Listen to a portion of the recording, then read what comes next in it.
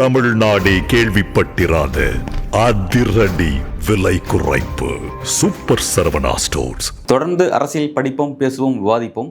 மறக்காம நம்ம channel news focus தமிழை சப்ஸ்கிரைப் பண்ணி இணைந்திருங்கள்.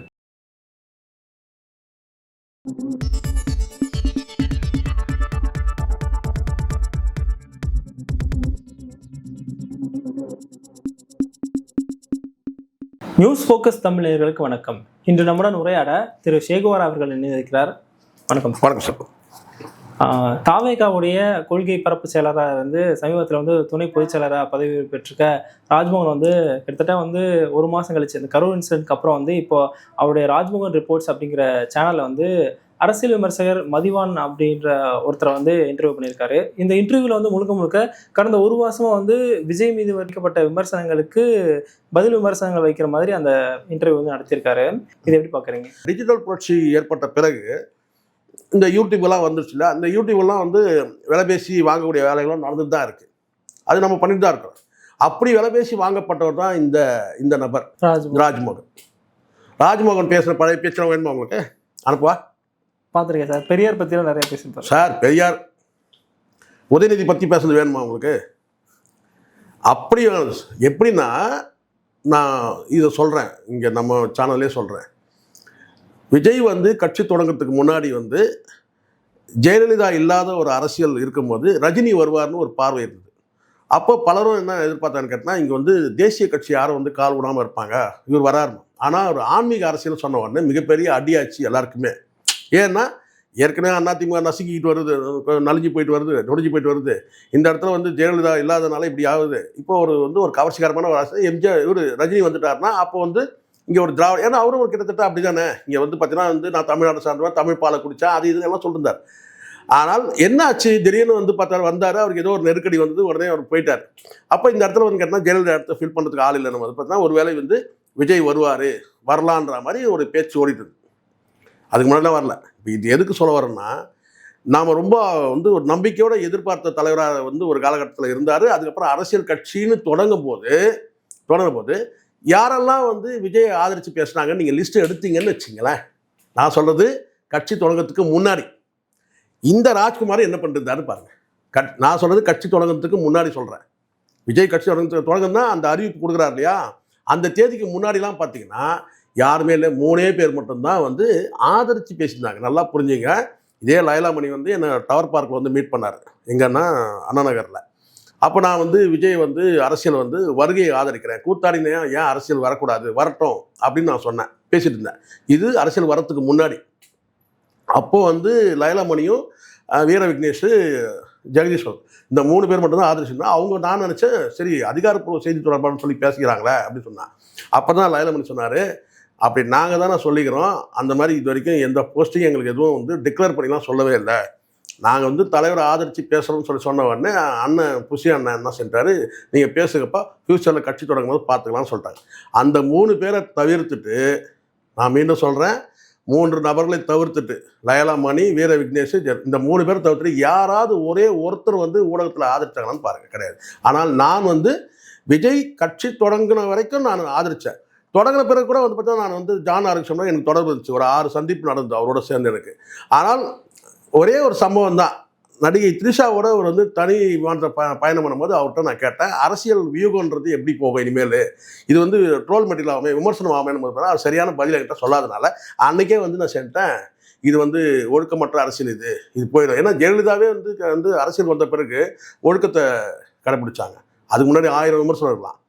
ஆனால் இவர் எனக்கு அதில் நான் அடுத்தடுத்து அவருடைய நிலைப்பாடுகள்லாம் பார்க்கும்போது விஜயோட நிலைப்பாடு எல்லாமே ஒரு சர்வாதிகார தோரணையில் இருந்துச்சு. கிட்டத்தட்ட அவர் வாயிலே வந்துடுச்சு. யார் வாயில் வந்தது? ஜான் ஆரோக்கியம் சொன்னார், அவர் பெரிய கல்ட்டு, 10 ஜெயலலிதாவுக்கு சமம்னார். அன்றைக்கே முடிஞ்சிச்சு. ஒரு ஜெயலலிதா நம்மளால் சமாளிக்க முடியாது, 10 ஜெயலலிதாவா கிழிஞ்சிச்சா அப்படின்னு சொல்லிட்டு அன்றைக்கி கையெடுத்து கும்பிட்டோம் சார். ஆனால் சந்திப்பு நடந்தது. நாங்கள் அசோகா ஹோட்டலில் கூட நான் சொல்கிறேன், அசோகா ஹோட்டலில் தான் நாங்கள் மீட் பண்ணோம். அங்கே பக்கத்தில் தான் அவர் வீடு இருக்குது, ஜான் வீடு. நான் 6 சொன்னேன். ஆனால் அவர் என்கிட்ட கேட்டது ஒன்று தான், பெருமைக்காகலாம் நான் இது சொல்லலை. இன்றைக்கி இந்த ராஜ்மோகன் அதுக்கு பிறகு ஐயநாதனை இழுத்தாங்க. ஐயநாதனும் பார்த்தீங்கன்னா அவரால் முடியல, சுயமரியாதை உள்ளவங்களால பயணிக்க முடியாது, பிச்சுக்கு ஓடி வந்துட்டார். ஆனால் என்னை கூடும்போது நான் கேட்டேன்னா, இல்லை சார், நீங்கள் ஒரு முக்கிய பொறுப்பு கொடுக்குற போது பார்த்தீங்கன்னா நான் சாப்பிட்டுனே கேட்டேன், அதிகபட்சம் எனக்கு நிதி அமைச்சர் பதவி கொடுப்பீங்களான்னு கேட்டேன். அப்படி கொடுத்தவரே எனக்கு வேணாம் சார் சொல்லிட்டேன். எனக்கு வந்து ப்ரைவசி வேணும். நான் 360 டிகிரியில் நான் வந்து சுழட்டி அடிப்பேன். அது நாளைக்கு வந்து நான் நிறைய கடந்த காலம் ஒவ்வொருத்தரும் ஒரு கடந்த காலம் இருக்குது. நான் நிறைய கஷ்டப்பட்டு தான் நான் வந்திருக்கிறேன். இப்போ போய் மறுபடியும் போய் இன்னொரு இடத்துல போய் நான் அடிமை வாழ்க்கையில் வாழ முடியாது. நான் இருக்கிறது இன்னொரு 5 வருஷம் 10 வருஷம் இருப்பேன். இன்னொரு இடத்துல போய் நான் அடிமை வாழ்க்கையில் வாழ முடியாது.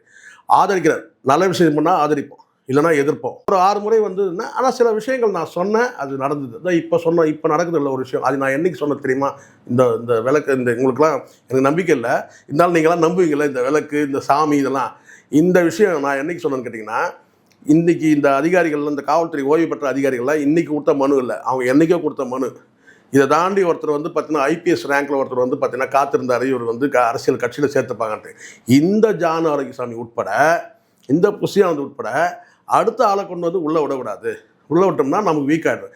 இப்போ நான் சொன்னேன், ஒரு ஐபிஎஸ் ஆஃபீஸில் நான் இப்போ சமீபத்தில் கூட நான் சொன்னேன், ஒரு காலையில் சொன்னேன், முன்னாடியே சொன்னேன், இந்த மாதிரி ரிட்டையர்ட் ஆஃபீஸர் வரும்போது பார்த்தீங்கன்னா ஒரு தனிப்படையை வந்து, ஏன்னா கலைஞர் அதை செஞ்சார். கலைஞர் வந்து அதை செஞ்சார். அப்போ வைகோலாம் இருக்கும்போது தொண்டர் படைன்னு ஒன்று உருவாக்குனாங்க. ஆனால் அன்ஃபார்ச்சுனேட்லி அந்த தொண்டர் படையை வந்து அன்றைக்கி டேட்டுக்கு நிர்வாகம் பண்ணது வந்து பார்த்தா ஸ்டாலினை விட வந்து நிர்வாகம் பண்ணது வந்து இவர் பண்ணார், வைகோ பண்ணார் அந்த காலகட்டத்தில். அப்போ அந்த தொண்டர் படையெல்லாம் வந்து பார்த்திங்கன்னா வந்து வைகோவுக்கு தற்கொலை படையாக மாறிட்டாங்க ஒரு காலகட்டத்தில். ஆனால் தொண்டர் படைன்றது வந்து பார்த்திங்கன்னா இன்றைக்கி டிஎம்கேல இருக்குதா இல்லையான்னு எனக்கு தெரியல. ஆனால் தொண்டர் படைன்னு ஒன்று கட்ட அமைச்சாங்க. அது வந்து பார்த்திங்கன்னா கிட்டத்தட்ட வந்து இராணுவம் மாதிரி வந்து அவங்க சீருடை இருக்கும், பிளாக் கலரில் சீருடை இருக்கும், பிளாக் ரெட்டில் இருக்கும். அது மாதிரி வந்து நீங்கள் வந்து ஒரு ரிட்டையர்ட் போலீஸ் ஆஃபீஸர்லாம் வராங்களே, அவங்களாம் சேர்த்துக்கிட்டு ஒரு தொண்டர் படை உருவாக்குனா நீங்கள் காவல்துறைக்கிட்ட நீங்கள் வந்து கேட்கறது ஒன்று. அதை தாண்டி ஒன்று சொன்னேன், நீங்கள் சொல்லக்கூடாதுன்னு பாரு, இருந்தாலும் சொல்கிறேன், நீங்கள் கேட்டதான் சொல்கிறேன். அது மூலமாக உங்களுக்கு ஒரு போலீஸ் லாபி கிடைக்கும்னு சொன்னேன். இந்த கரூர் சம்பவத்தில் இவங்களுக்கு போலீஸ் லாபியே இல்லை. போலீஸ் லாபின்னு வேணும், எல்லா அரசியல் கட்சிக்கும் வேணும். கலைஞர் என்ன மூவ் பண்ணுறாருன்றதை வந்து அவர் எதிர்கட்சியாக இருக்கும்போது கலைஞர் என்ன மூவ் பண்ணுறாருன்னு ஆளுங்கட்சிக்கு தகவல் வரும். ஆளுங்கட்சியில் என்ன பிரச்சனை நடக்குதுன்னு கலைஞர்கிட்ட வரும். அது ஒரு போலீஸ் லாபி. இந்த இன்டெலிஜென்ஸ் மூலமாக வந்து பார்த்தீங்கன்னா, இன்டெலிஜென்ஸ் எப்பவுமே வந்து நாங்கள் சொல்கிறேன் பாருங்கள், ஒரு 5 தகவல் வந்து உங்ககிட்ட பெறணும்னு வச்சுங்களேன், 2 தகவல் அவங்க உங்ககிட்ட கசிய விடுவாங்க. அது ஆளும் தரப்பாக இருந்தால் கூட சரி. அதுதான் அந்த போலீஸ் லாபின்றது. அதுதான் அந்த போலீஸ் ரிலேஷன்ஷிப் இருக்குல்ல, அது வந்து வேணும். இவங்களுக்கு அந்த உறவே இல்லாமல் இருந்தாங்க டிவிக்கேல, அந்த உறவே. அதுக்கு காரணம் ஜான் ஆரோக்கியசாமி. ஜான் ஆரோக்கியசாமியும் புஷியானது வந்து பார்த்திங்கன்னா அந்த வேலையை செஞ்சு. ஏன்னா தகவல் கசிய விட்டோம்னாக்கா நம்ம என்ன மூவ் பண்ணுறோன்றது அவங்க ஆளுங்கட்சிக்கு தெரிஞ்சிடும், நம்ம மூவ் பண்ணுறதே தெரியக்கூடாதுன்னு நினச்சாங்க. ஸோ அதனால் போலீஸ் லாபி மட்டும் இருந்ததுனாக்கா அட்லீஸ்ட் வந்து பார்த்திங்கன்னா இங்கே என்ன நிலவரன்றதையாவது சொல்லியிருப்பாங்க, உண்மை நிலவரத்தை சொல்லியிருப்பா. அப்போ தான் நீங்கள் நம்ப முடியும். நீங்கள் போலீஸே என்ன சரிங்க, நீங்கள் நம்பலை, போலீஸ்கிட்ட நம்ம வரவே வேணாம்ப்பா அப்படின்றதுல போலீஸ் லாபி இருந்திருக்கணும். இப்போ பார்த்தீங்கன்னா பாருங்கள், இப்போ நான் கேட்குறேன், இப்போ ஒரு 6 பேர் வந்துட்டாங்கல்ல, நாளைக்கு நீங்கள் ஒரு பொதுக்கூட்டம் நீங்கள் ஏதோ நடத்துறீங்கன்னு கேட்டால் அந்த மனுவை யார் எடுத்துகிட்டு போவாங்க? இந்த ஒரு அனுமதிக்கான மனுவை யார் கொண்டு போவாங்க? அவங்க தான் கொண்டு போவாங்க. ஏன்னா அந்த போலீஸ் வந்து ரிலேஷன். இப்போ சார் நான் கேட்குறேன் சார், அண்ணாமலைக்கு எப்படி சார் இவ்வளோ தகவல் வருது? அவர் போலீஸ் டிபார்ட்மெண்ட்டில் இருந்தார். லாபி தான் சார், எல்லாமே வந்து சோர்ஸஸ்ன்னு நான் கேட்டால் வருது. ஒருத்தர் காலம் வரைக்கும் வைக்கிறது பேசுகிறான்ல, அவனுக்கு எப்படி இவ்வளோ விஷயம் வருது? Police lobby sir. போலீஸ் லாபின்றது ரொம்ப முக்கியம் சார். நம்ம வந்து பாருங்க, அரசுக்கு திமுக அரசு நீங்கள் சாடுறீங்க போகிறீங்கன்றதுலாம் வேறு. ஆனால் போலீஸை பொறுத்த வரைக்கும் இன்றைக்கி வந்து அவங்க ரூலிங்கில் இருந்தாங்கன்னா அவங்க சொல்கிறத தான் கேட்பாங்க. நாளைக்கு நீங்கள் ரூலிங் வந்தீங்கன்னா நீங்கள் சொல்கிறத கேட்க போகிறாங்க. அதில் போலீஸ் விரோதம் தேவையில்லை. ஆனால் போலீஸோட நட்பு வந்து ஒரு அரசியல் கட்சி நடத்துறீங்கன்னா கண்டிப்பாக போலீஸோட நட்பு வேணும். அதுதான் நான் லாபின்னு சொல்கிறேன். அந்த லாபி இவங்க இல்லாமல் இருந்தாங்க. இப்போ ரிட்டையர்டு போலீஸ் ஆஃபீஸர்லாம் வச்சு ஒரு ஃபோர்ஸ் அமைச்சிருக்காங்கன்னா அது நான் சொன்னது தான், ஜான்கிட்ட என்றைக்கோ சொன்னது. இது ரொம்ப காலதாமதம். இவ்வளோ எல்லா இழப்புக்கு பிறகு இதை செய்கிறாங்க. பட் பரவாயில்ல, இப்போ செய்கிறாங்களேன்னு ஒன்று இருக்குது. ஒரு படையை கட்டி அமைக்கணும், பாதுகாப்பு. இப்போ எப்படின்னா இந்த சொல்லுவாங்களா, திருடங்கட்டையை சாவி கொடுத்துன்ற மாதிரி இந்த தற்கொலைகளை அடக்கிறதுக்கு இங்கே ஒரு டீம் உருவாக்குது. அதை போலீஸ்காரங்க இந்த ட்ரைனிங்கில் வந்து பார்த்தீங்கன்னா அவங்க யாரெல்லாம் வந்து இந்த ஜிம்பாய்லாம் இருக்கிறாங்கல்ல அவங்க வச்சு போகிறாங்க. இவர் எதிர்பார்த்ததெல்லாம் என்னென்னு கேட்டால் துபாயிலேருந்து கொண்டு வர்றது, லண்டன்லேருந்து கொண்டு வர்றது. அவன் வந்து என்ன பண்ணான்னு தெரியும், தூக்கி வீசி வச்சான், குப்பையை போடுற மாதிரி. கரெக்டாக அதே வந்து ஒரு தொண்டர்கிட்ட நீங்கள் அது அந்த பொறுப்பை கொடுத்தீங்கன்னா நம்ம தலைவருக்கு நம்ம பாதுகாப்பு கொடுக்கணுன்ற அந்த இன்வால்மெண்ட் வரும். இதுதான் அரசியல் நடவடிக்கை. அதே சமயத்தில் போலீஸ் லாபியும் ஒன்று உருவாகும். இப்போ கிட்டத்தட்ட ஒரு 10 பேர் வந்துட்டாங்க சார். இப்போ மாவட்ட அளவில் நான் நேற்றுக்கு கேள்விப்பட்டேன், மாவட்ட அளவில் ரிட்டையர்டு போலீஸ் ஆஃபீஸர் நிறைய பேர் வந்து வில்லிங் கொடுத்துருக்குறாங்க மாவட்ட அளவில். அப்போ பார்த்துங்க, இதுவே பெரிய கூட்டமாகிடும், சாதாரணம் கிடையாது. அப்போ இந்த சில நேரத்தில் நீங்கள் இப்போ ரொம்ப அறிவுபூர்வமாக யோசிப்பீங்க, என்னென்னா இவங்க வந்து ஸ்லீப்பர் செல்லாம் இருக்க மாட்டாங்களான்னு. நீங்கள் அதெல்லாம் நினச்சிங்கன்னா நீங்கள் கட்சியே நடத்த முடியாது. எல்லா இடத்துலையும் ஸ்லீப்பர் செல் இருப்பாங்க. அதை நீங்கள் கண்டுபிடிக்கவே முடியாது. தகவல் அங்கே போயிட்டு இருக்கோம், அங்கே இருக்கீங்க. கண்டிப்பாக தான் வரும். ஒரு தகவல் இங்கே போனால் அங்கேருந்து வரும். நீங்கள் என்ன தீவிரவாத இயக்கமாக நடத்துறீங்க அப்படி நான் கேட்குறேன். சரி, அப்படியே கூட இருக்கட்டும் சார். நீங்கள் என்ன தீவிரவாத இயக்கமாக நடத்துறீங்க, இங்கேருந்து என்ன தகவல் சொல்லிடுவாங்க நான் கேட்குறேன் இல்லையா? ஸோ அதனால் எனக்கு தெரிஞ்சதுக்கு இப்போ தான் அந்த வேலையை செய்கிறாங்க. அதனால் நான் சொல்ல வர்றது என்னென்னா, இந்த மாதிரி ஒரு சூழ்நிலையில் என்னை வந்து கூப்பிட்டவது கூட நான் உறுதியாக இருந்தேன். நமக்கு வேண்டாம், அரசியல் கட்சி நமக்கு வேண்டாம். ஏன்னா என் பாதை வந்து தெளிவான பாதை. ஒரு அரசியல் கட்சியில் சேர்ந்து செயல்படுறதோ, ஒரு அரசியல் கட்சி தலைவரோட போய் சேர்ந்து ஃபோட்டோ எடுத்துன்னு அந்த எண்ணம்லாம் இருந்தானா நான் என்னால் எல்லா தலைவரோடும் சேர்ந்து ஃபோட்டோ எடுத்து வச்சுட்ருப்பேன். இல்லை அவங்க கூட சேர்ந்துருக்கலாம். எனக்கு அந்த நோக்கம் கிடையாது. ஆனால் இவங்க வந்து அப்படி அடைச்சாங்க. அப்படி அதுக்கப்புறம் அதுக்கு அடுத்தடுத்து இவங்க வீசின வலைகள்லாம் வந்து ஒவ்வொருத்தருக்கு வீசினாங்க. அதில் தான் இந்த ராஜ்மோகன் போய் சிக்கிறதை தவிர, என்ன ராஜ்மோகன் வந்து போய் சேர்றதுல பிரச்சனை கிடையாது. கொஞ்சம் ஓவர் ஆக்ட் பண்ணிட்டார். இந்த வடிவேல் பேசுகிற மாதிரி இவ்வளோ கொடூரமாக நான் பேசியிருக்கிறேன்ற மாதிரி அவரே சொல்கிறார், நான் கொஞ்சம் ஓவராக பேசிட்டேன். ஆர்வ கோளாறுல நடக்குது. இப்போது ஒன்றுமே இல்லாத ஒரு நபருக்கு வந்து திடீர்னு கூப்பிட்டு ஒரு பெரிய ஒரு கட்சியோட ஒரு பொறுப்பு கொடுக்குறாங்கன்னு வச்சுங்களேன். அப்போ அவர் தன்னை மறந்து வந்து பார்த்திங்கன்னா அந்த ஆர்வ கோளாறுல பேசுகிறது தான். அப்படி நிறைய பேசினார். பேசக்கூடாதுன்னு சொல்லலை, நீங்கள் அறிவார்ந்த அரசியல் நீங்கள் வைக்கலாம். ஆனால் நீங்கள் பேசுனது எல்லாமே வந்து பார்த்திங்கன்னா வந்து ஒரு விடுதலை பிள்ளைகள் பேசுகிற மாதிரி தான் பேசுனீங்க.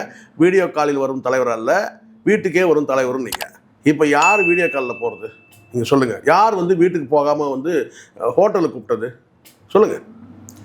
இதுதான் வந்து தொலைநோக்கு பார்வை இல்லாமல் நாளைக்கு என்ன நடக்கும்னு தெரியாமல் ஆர்வ கோளாறில் பேசுறது. ஸோ அதனால் ராஜ்மோகன் பொறுத்த வரைக்கும் கேட்டால் ராஜ்மோகன் மட்டும் இல்லை, இன்னும் பலருக்கும் பயிற்சி தேவை. பயிற்சி இல்லை அவங்களுக்கு. ஓகேங்க சார். இனி வருங்காலங்கள் அதெல்லாம் மாற்றிப்பாங்க நம்புவோம். தமிழக அரசியல் என்னென்ன மாற்றங்கள் நிகழ்வுன்றதை பொறுத்திருந்து பார்க்கலாம். நன்றி. நன்றி சார்.